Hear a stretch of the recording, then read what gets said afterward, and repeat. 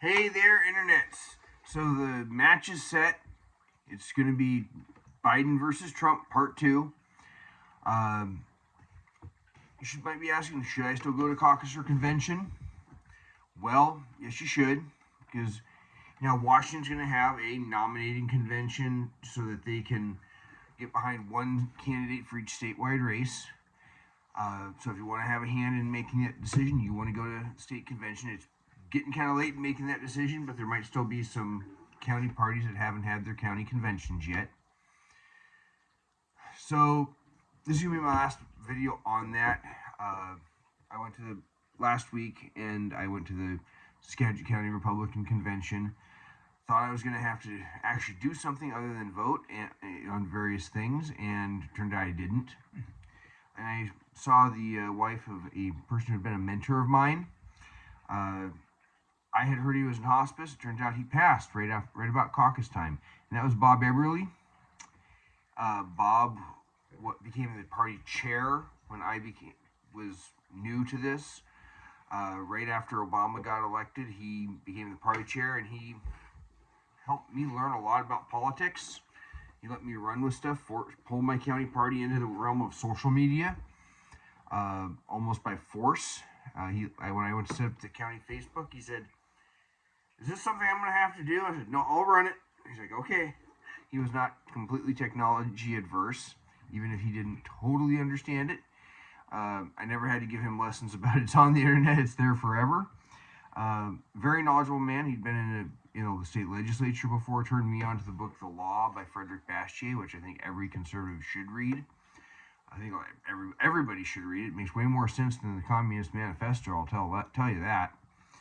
And it's like I told his wife, the only solution to change is constant rebellion within the Republican Party, and that's what the caucus convention process is. But even every time he got kind of in the establishment, because today's rebels within the party are tomorrow's establishment, it's like he would go back through and become the rebels again and rejoin them.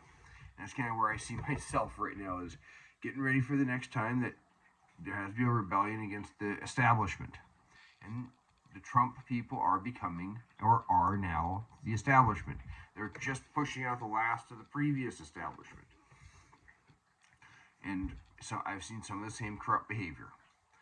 So, caucus and convention. Well, obviously in Washington there's going to be a nominating caucus, and some of these races are not the sexy ones like senator or governor or attorney general. That's usually kind of a high profile one. Some of them are things like commissioner of public lands. And you go to these conventions and you actually get to meet some of these candidates. Now, two of my state legislators were conspicuously absent because we censured them for sponsoring bills to give public dollars to illegal immigrants, also known as criminal aliens. But Sue Pederson, Pederson, she's running for Commissioner of Public Lands. You don't realize how important that is until you're going to get into DNR land to go four-wheeling, hiking, hunting, shooting, and everything's locked up. Or if they decide to change how they decide how much timber to cut. If you're into the logging industry, you might want to pay attention to that race. And it has been very ideologically taken over. So those are important. Now, as far as the aftermath or the state convention, one thing that in the past has been there up through 2016, which was the last state convention I went to, was the hospitality suites. Take advantage of those. They're usually the first night, sometimes, because that usually they do all the major business of the convention on the last day. Take advantage of them because they're usually sponsored by campaigns.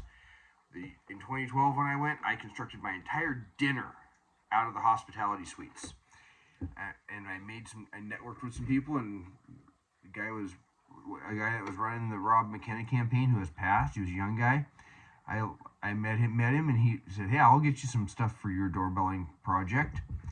and I ran through materials faster than he could give them to me. So you'll have the opportunity to network with people, meet people that might become important allies, and you're going to use the word colleagues in the future. Uh, there's at the Washington State Convention there are classes you can take. Highly recommend those. There's they had one on how the convention works when Kirby Wilbur was here doing that when he chaired the conventions. Highly recommend taking it if it's your first time. You may also find yourself having an opportunity to take campaign school. And sometimes I paid for one class I really regret. In some ways, it was starting to regret when I sat down. I thought it was about one thing, and it was ended. I can't remember what it was supposed to be about, but it ended up being this guy just talking about how the pro-life movement found success. But I took away from it the idea that you connect with people on a common value. So those are things I highly recommend. And you're probably not going to go to the national convention. The campaigns are going to have their slates. There might be a zombie Nikki Haley campaign or something like that. And you'll help select the delegates that go to national. So if there is a backup plan that's needed, because let's say the Democrats do get rid of Trump, then it's your values that will have the chance to advance their way. So that's what I have to say about at the state convention. Now let's talk about the aftermath. So you do state convention. Do you know anything more? Hopefully you do more. It could be that you're so new to it. I mean, my first year, 2004, that's all I did was go to the county convention. 2006, that's pretty much when I stopped. 2008, I got a little more involved. I helped hold down a fair booth for an afternoon.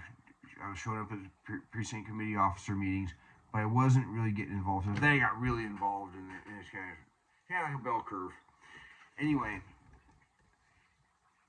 you may find that there's no precinct committee officer in your precinct. You may have found that at caucus time.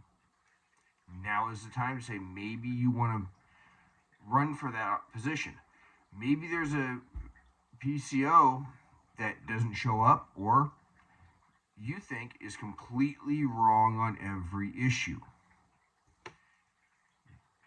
You can challenge those people for election. I hate to say that and say that sometimes you get a bad PCO, but we had a Ron Paul guy locally who he didn't like the PCO in his precinct. Said he didn't care that the guy was for Romney. He didn't like the way the guy conducted himself and talked to people at the caucus. So this guy needs to go. He ran for the precinct committee officer slot, won, and then he was very involved. He helped Doorbell in 2012, even though he was a Ron Paul guy. He said, I have the whole rest of the ballot to promote. He helped run fair booths. Very good guy. I'm still Facebook friends with him. I wish he'd come back and get involved. That is that is an opportunity for you to get involved consistently. And if you don't like how the your local party is running, this is your chance to change it. This is because in Washington, at least, if there is no precinct committee officer on the ballot and you run, and you're the only one, you're considered as elected. You're automatically there, and there's nothing a chair can do to stop it. So this is your chance to actually get involved and change the direction that the party's going. Because come January 1, only the precinct committee officers have voting rights in a county party. End of story. That's how all the parties, both the major parties, are built from the ground up. You may also find opportunities to volunteer with a campaign. Maybe you have a candidate that you're very passionate about. Maybe you have an issue. One of the people I met at a caucus in 2004, I didn't see her this year at the county convention, but in 2008 rolls around, and she's running around gathering signatures for an initiative or a referendum, and she's a social conservative, so it was something in the vein of it was either something to do with abortion or gay marriage, opposing gay marriage. I can't remember exactly what it was. She was running around gathering initiative signatures. You may find that, but that was her doorway in to political activism in the direction she wanted to go. You may find opportunities to run a fair booth or find out volunteer opportunities that mesh with what you want to do. Just because you don't want to, I don't like to phone bank. You ain't gonna get me to phone bank. But I've doorbelled. I ran the local fair booth for 10 years.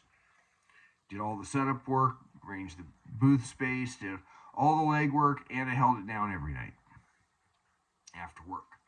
And then I packed it up at the end. There's going to be opportunities to do something.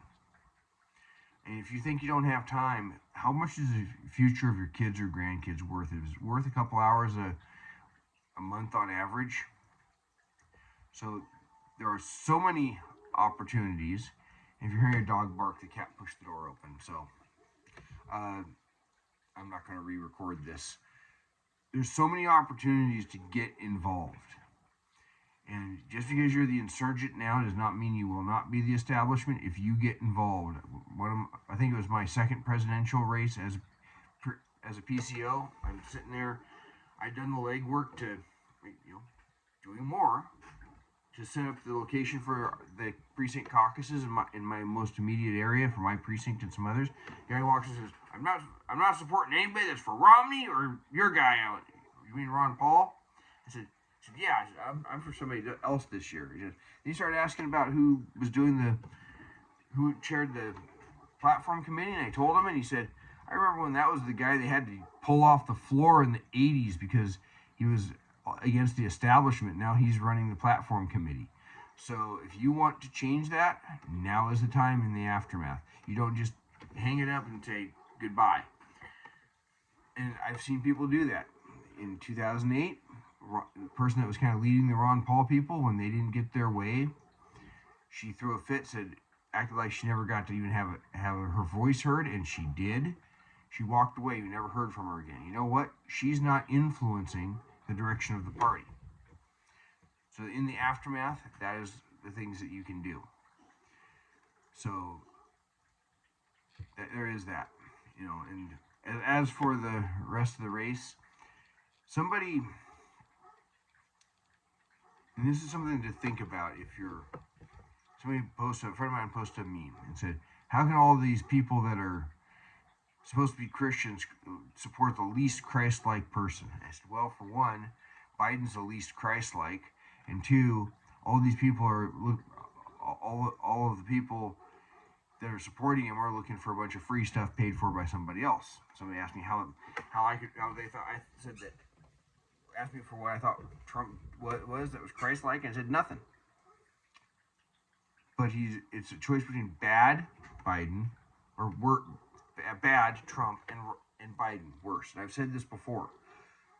When I heard Christian leaders jumping on the Trump bandwagon over Cruz, I said, you guys, I was about done with them because I saw those guys choosing a serial adulterer who owned strip clubs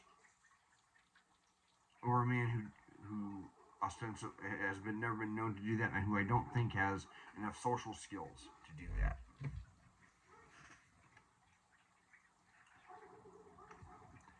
So we got unrestricted abortion with Biden, sex changes for kids with Biden. This is on policy level. Take away Trump being a serial adulterer. Biden has been accused of improprieties. He's known for sniffing and putting hands on women that he shouldn't. There's some stuff about his daughter's diary that I'm not going to get into because all we know is that FBI showed up trying to find out how James O'Keefe got that diary, and James O'Keefe did nothing illegal but seized a bunch of cell phones and whatnot. So we have weaponization of the FBI with Biden for personal gain or to protect his personal interests or his family's interests. You could talk about Trump's business scandals, but what about Hunter Biden's?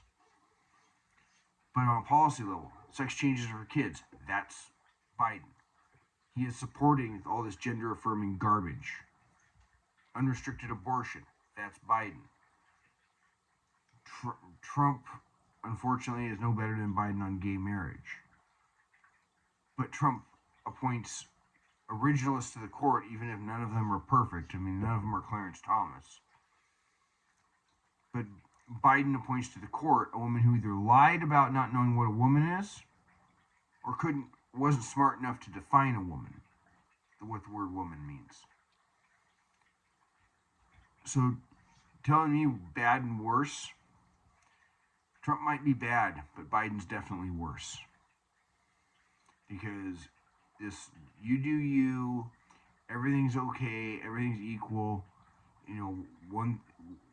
don't, the whole misunderstanding of the judge not, yes, lest you be judged is not completely misinterpreted by the left.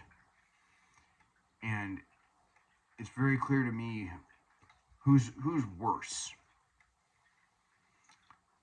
It doesn't take a genius to figure out that Biden's caught between the hard anti-Israel left and a lot of Americans who would rather support, even within his own party, they'd rather support Israel. There's no ambiguity on that on the right. With what Hamas did in October, no ambiguity.